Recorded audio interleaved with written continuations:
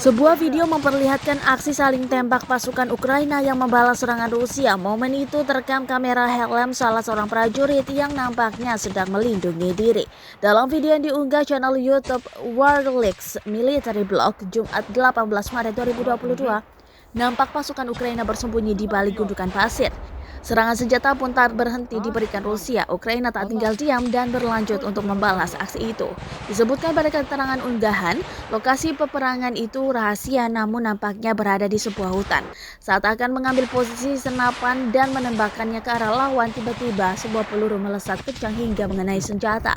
Tampaknya prajurit itu sendiri terkena pantulannya, tetapi sebagian besar tetap tidak terluka. Ia lalu menghubungi rekan-rekannya dan memberitahu mereka tentang kondisinya. Nampak si prajurit Ukraina terus bertahan dan terlihat penuh semangat karena walaupun dengan ancaman peluru, ia masih tetap saja melawan.